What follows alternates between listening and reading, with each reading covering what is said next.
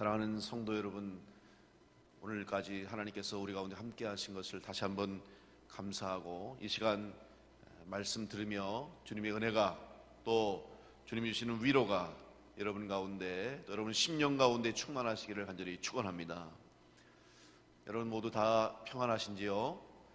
얼굴을 보고 인사하고 싶고, 또 여러분 직접 만나서 안부를 묻고, 또 여러분의 얼굴을 보고 싶지만 볼 수 없는 이런 상황 속에서 우리가 안타까운 마음을 가지고 예배를 드립니다. 그러나 여러분, 우리가 비록 떨어져 있지만 그러나 주님께서 우리와 함께 하신 줄 믿고, 아무쪼록 여러분 상황 가운데서 영육이 강건하고 더욱 건강해서 늘 우리 주님 앞에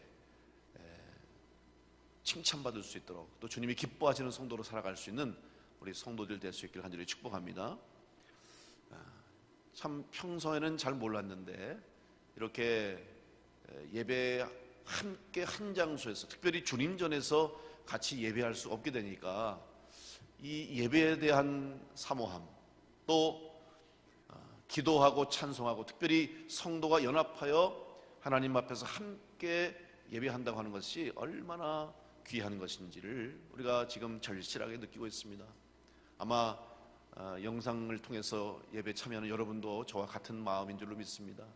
그리고 저도 또한 여러분이 늘 보고 싶고, 또 여러분의 또 얼굴을 뵙고 그렇게 인사도 하고 싶고, 그런 마음이 있지만 이런 상황 속에서 우리가 조금 더 참고, 또 조금 더 인내하고 지혜롭게 잘 이 시기를 넘겨서 다시 한번 주님 전에서 기쁨으로 예배할 수 있는 그날이 빨리 올 수 있도록 함께 기도할 수 있는 우리 모두가 되기를 간절히 축복합니다. 어떻게 보면 지금의 이 상황이 우리 한국 교회와 성도에게 있어서는 큰 환난이 아닌가, 저는 그렇게 생각합니다. 또 시련이라고도 할 수 있겠죠. 고난이라고 할 수 있겠습니다. 사실 우리는 지금 사순절을 보내고 있습니다.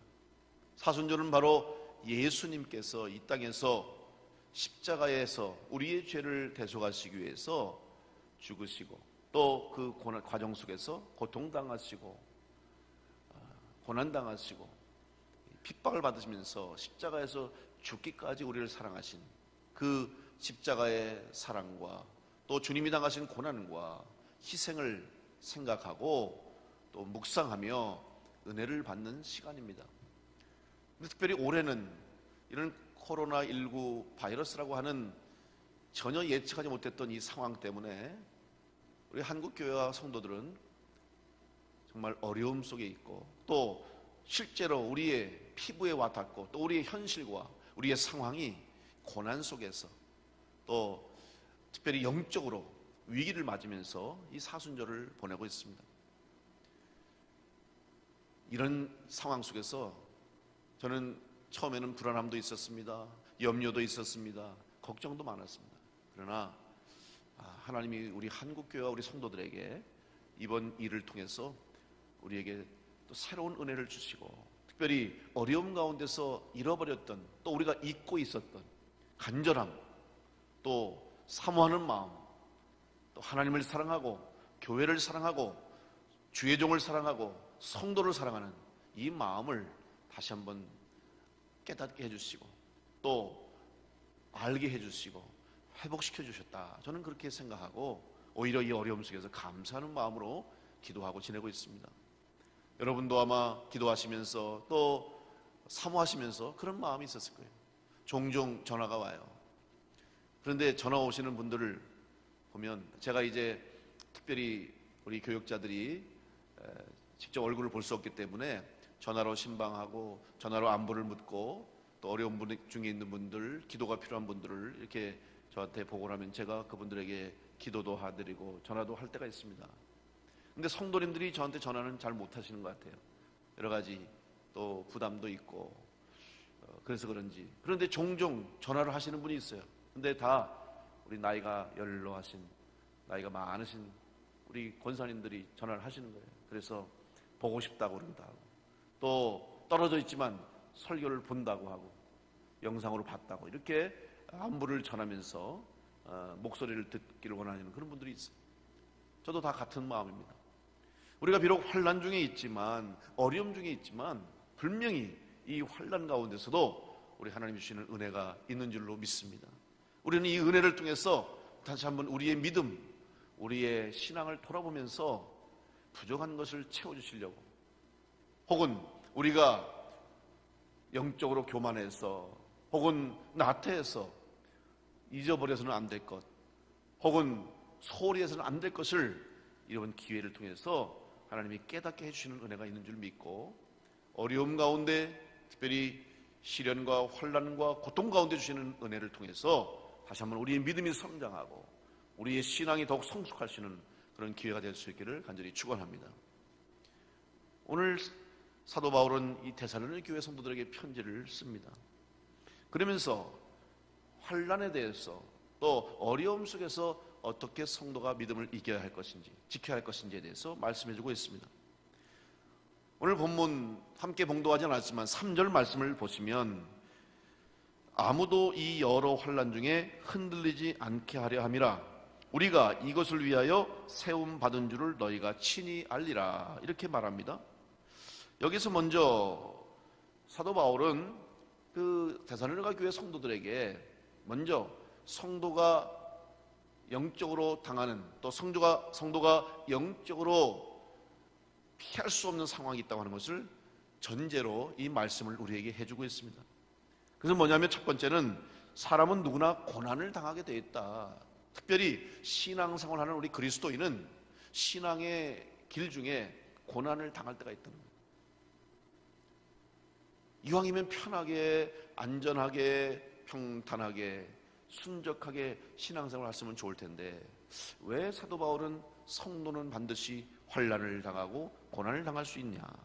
고난을 당하는 것이 왜 당연한가? 오히려 너희가 그리스도의 고난에 참여하는 것으로 즐거워하라. 이는 그의 영광을 나타내실 때 너희로 즐거워하고 기뻐하게 하려 함이라. 여러분, 사도 베드로는 성도들에게, 특별히 고난 중에, 환난 중에, 핍박 중에 있는 성도들에게 말했습니다. 너희들 지금 당하는 그 불시험, 여러분이 그냥 시험도 아니고 불시험 얼마나 어렵고 힘듭니까? 이런 시험을 당해도 이상하게 여기지 말아라. 오히려 당연하게 여기라는 것이죠. 그리고 그 당하는 고난이 너희가 성도이기 때문에, 오히려 영적으로 깨어있기 때문에, 영적으로 살아있기 때문에 당하는 것이라는 것을 알고 기뻐하라, 즐거워하라 하는 것이죠.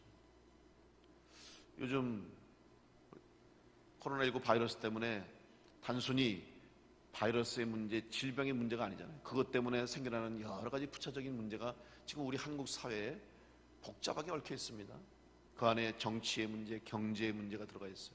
특별히 거기에 영적인 종교의 문제가 이번에 드러나지 않았습니까? 신천지 이단이 정체를 드러낼 수밖에 없겠어요. 탄로가 났어요. 물론 아는 사람들은 알지만 대부분의 사람들은, 대부분의 한국 국민들은 신천지가 뭔지도 모를 겁니다. 그래서 신천지가 교회인지, 여러분 교회가 아니죠. 종교인지, 종교도 아니에요. 그런데 이런 것이 이제 드러나면서 설왕설래하는 거예요. 이 영적인 문제인데, 그 와중에 한국 교회에 대해서 부정적인 생각을 가지고, 또 그리스도인에 대해서 좋지 못한 선입견을 가지고 비판하고, 또 교회를 향해서 공격하고 그리스도인들을 향해서 비난하는 이런 소리들을 듣게 되는 거죠.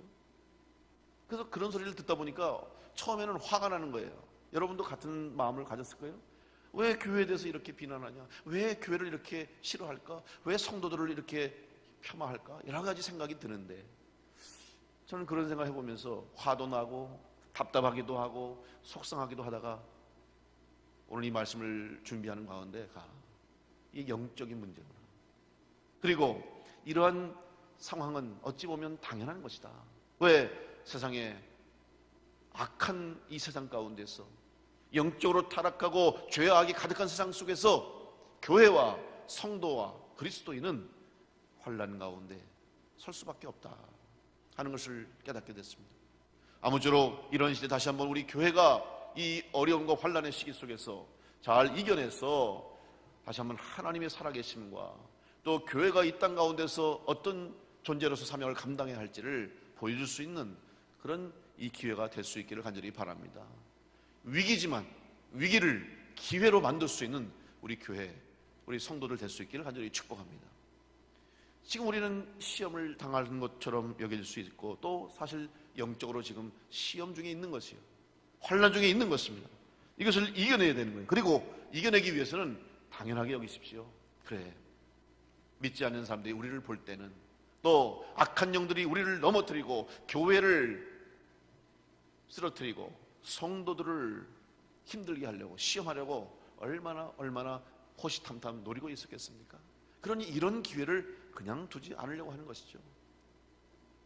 저는 분명히 믿습니다. 그럼에도 불구하고 오히려 이런 환난 가운데, 이런 불시험 가운데도 우리 충주남부 교회와 사랑하는 성도 여러분을 통해서 하나님이 다시 한번 주님이 이 땅에 역사하시고 살아계시고, 또 이 세상을 구원하시기 위한 하나님의 계획을 이루시는 하나의 과정이라는 것을 믿고, 여러분 시험 가운데서도 환난 가운데서도 이겨낼 수 있는 믿음의 성도를 될 수 있기를 간절히 축원합니다. 사도행전 14장 22절 말씀 보면, 제자들의 마음을 굳게 하여 이 믿음에 머물러 있으라 권하고 우리가 하나님의 나라에 들어가려면 많은 환난을 겪어야 할 것이니라, 이렇게 말씀해 주셨어요. 여러분, 마음을 굳게 해서 믿음에 머물러 있어라. 여러분, 믿음은 지키는 거예요. 흔들리면 안 돼요. 오늘 여러분 이 예배에 참여하신 거 믿음으로 승리하신 줄로 믿습니다. 믿음으로 지켜야 되는데 무엇을 지켜야 됩니까? 여러분, 예배의 자리를 지키시고 기도의 자리를 지키시고, 또 주님께서 부탁하신 사명을 붙잡고 그 사명을 지킬 수 있는 성도가 될 수 있기를 간절히 축복합니다. 지켜야 되는 거예요. 흔들리면 안 돼요. 그 자리에 서 있는 것이 중요한 것이죠. 그래서 오늘 그리스도인으로 환난은 당연한 것이다 라는 것을 여러분 생각하시고, 불안하거나 두려워하지 마시고 하나님이 반드시 이기게 하신 줄 믿고 환난 가운데서 주신 은혜를 받게 되길 바랍니다. 두 번째 말씀은, 진리는 뭐냐면, 환난이라고 하는 것은 우리가 그리스도인이라면 누구에나 오지만 환난은 반드시 이긴다. 다시 말하면 그리스도인은 환난을 이긴다. 이것이 오늘 하나님 우리에게 주시는 진리의 말씀입니다. 우리는 이미 승리를 얻은 자죠. 예수님께서 이기신 것처럼 오늘 우리가 이긴 자예요. 성경에 이긴 자, 요한계시록에 이긴 자 그러는데, 여러분 누가 이긴 자입니까? 세상에 이긴 자는 아무도 없어요. 어떤 사람은 자기가 이긴 자라고 그러는데 어디 성경에 나와 있습니까? 성경에 이긴 자는 오직 하나님 예수 그리스도, 그리고 마지막에 하나님 앞에 다 설 때 주님 다시 오시는 그날에 구원받은 하나님의 성도들이야말로 진정으로 승리한 자가 될 줄로 믿습니다. 우리는 이긴다는 이 믿음을 가지고 살아가야 되는 거예요. 비록 힘들 수는 있어요. 우리를 어렵게 만들 수는 있습니다. 지금 한국 교회와 성도들이 어려워요. 힘들어요. 여러분, 한두 가지 문제가 아니잖아요. 예배할 수 없게 되는 문제, 그리고 영적으로 흔들릴 수 있고 시험에 들 수 있는 문제, 교회가 온전히 여러 가지 계획해놓은들, 또 예배를 비롯해서 성도의 영적 생활에도 지금 소홀할 수밖에 없고, 또 교회가 해야 할 많은 사명들을 지금 감당하지 못하는, 거의 모든 것을 하지 못하고 있는 이런 상황 가운데 어려움이 있을 수밖에 없죠. 그런데 이런 어려움들, 여러분, 그것은 이길 수 있는 거예요. 충분히 감당할 수 있는 것입니다. 어떠한 상황 가운데서도 그 속에서 교회가 해야 할 일을 감당해야 되고, 또 교회가 이 땅 가운데 존재하는 그 사명을 감당할 수 있어요. 사명을 붙잡으면 여러분, 환경, 상황은 문제되지 않습니다. 사명을 붙잡으면 돼요. 예를 들어 볼까요? 오늘 우리 교회가 이 땅에서 하나님이 세우신 교회의 목적이 뭐예요? 먼저는 예배하는 거 아닙니까? 그럼 오늘 우리가 예배하는 거예요.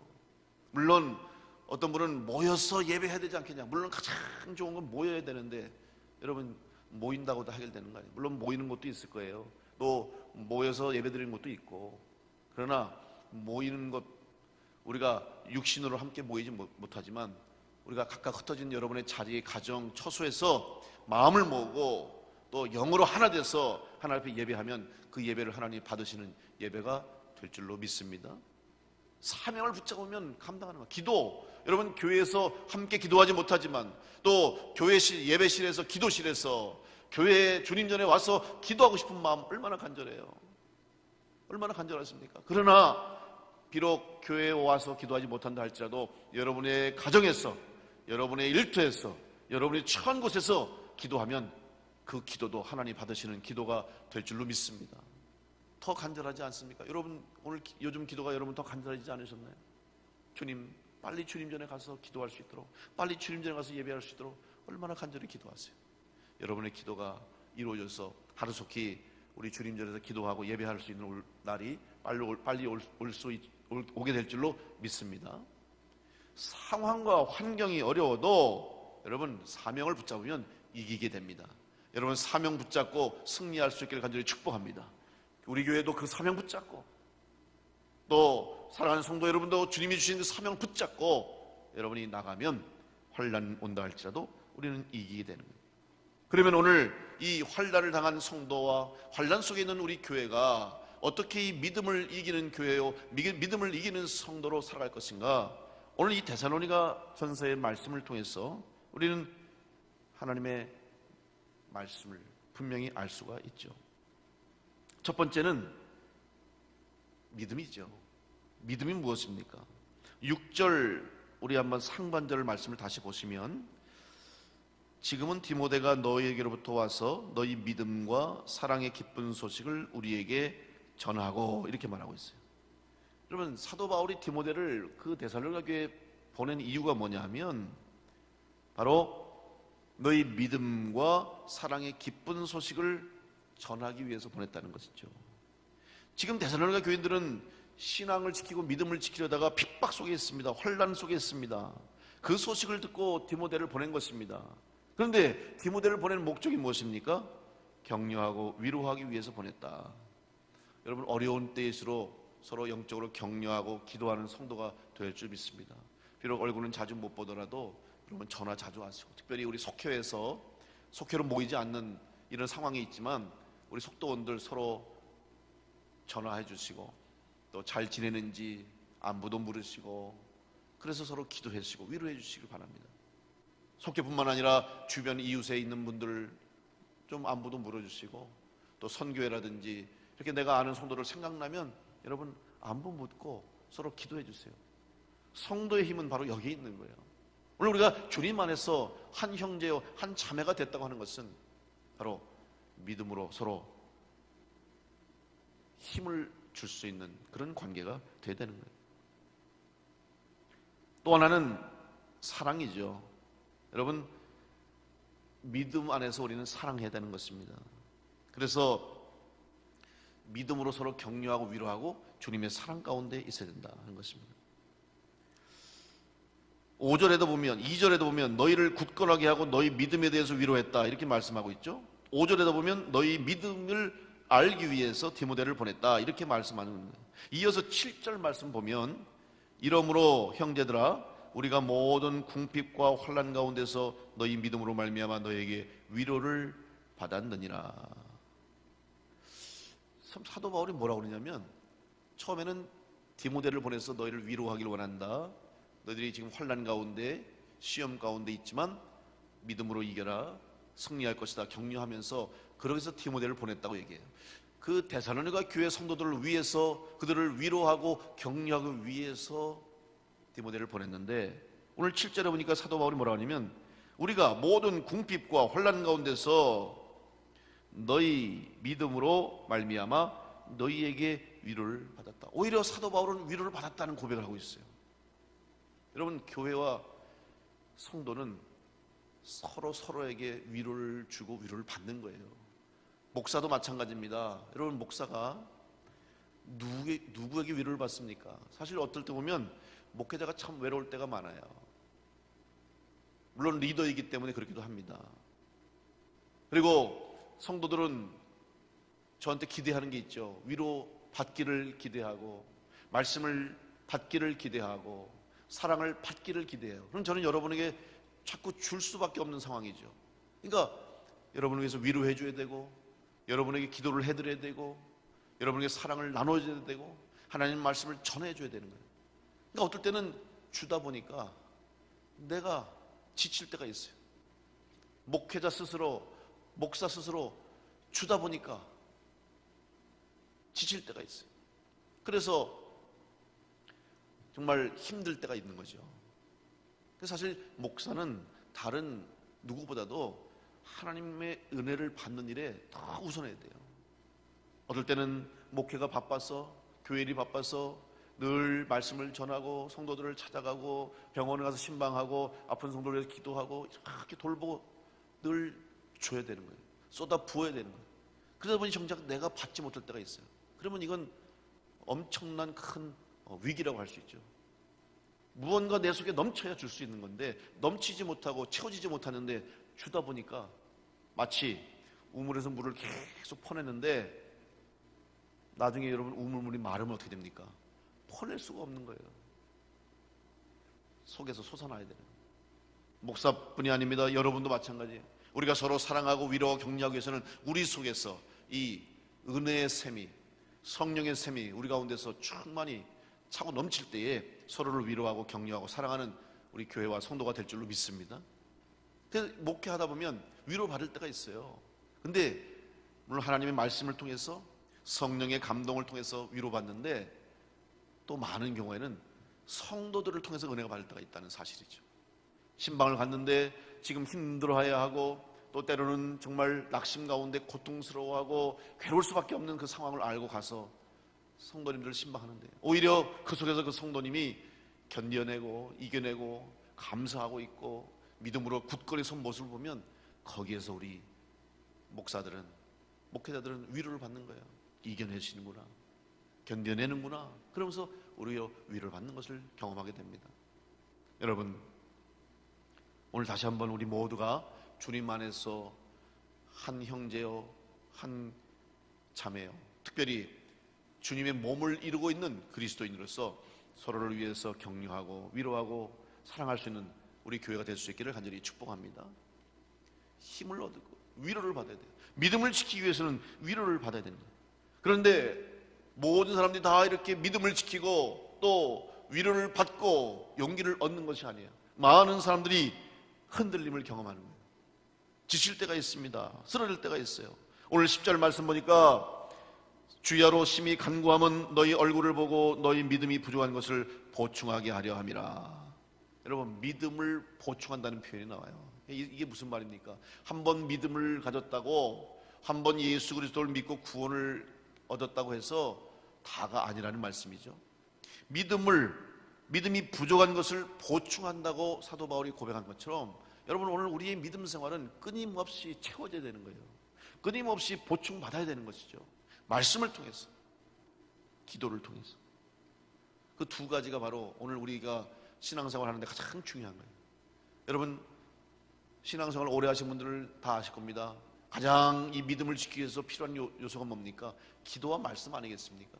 기도를 강조하고 말씀을 강조하는 이유가 우리의 부족한 믿음을, 우리 믿음이 부족하지 않도록 또 우리의 믿음이 흔들리지 않게 되기 위해서 늘 끊임없이 보충해주고 채워줘야 되기 때문에 그것이 바로 기도와 말씀이에요. 이번 사순절 기간 비록 함께하지 못하지만 여러분 말씀을 통해서 성경 통독을 매일매일 통해서 여러분 말씀으로 부족한 것을 채우시기 바랍니다. 또 여러분 개인적인 기도 생활을 통해서 교회를 통해서 주의 종을 위해서 이 나라 이 땅을 위해서 이 어려운 문제를 위해서 기도하는 성도가 될 때 기도와 말씀을 통해서 우리의 믿음의 부족함이 채워지는 은혜가 있게 될 줄로 믿습니다. 기도와 말씀으로 우리가 믿음으로 서게 되는 거예요. 오늘 여러분 다시 한번 이 어려운 상황 시기 가운데서 믿음을 지키는 성도가 될 수 있기를 간절히 축복합니다.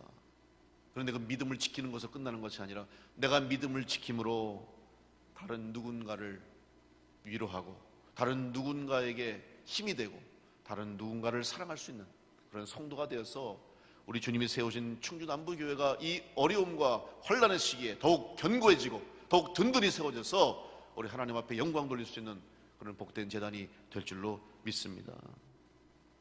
오늘 8절 말씀에 그러므로 너희가 주 안에 굳게 선즉 우리가 이제는 살리라.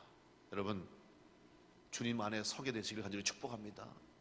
비록 흩어져 있지만 함께하지 못하지만 여러분 주님 안에서 주님 안에서 교제하시고, 말씀을 통해서 주님 안에 거하시고, 기도를 통해서 주님 안에 거하시고, 사랑함으로 주님 사랑 안에 하나가 될 때 영적으로 흔들림 없이 환난 가운데서도 살아있는 성도가 되어서 이 어려움 시기를 통과하고 이겨내서 승리하는 복된 성도가 다 될 줄로 믿습니다.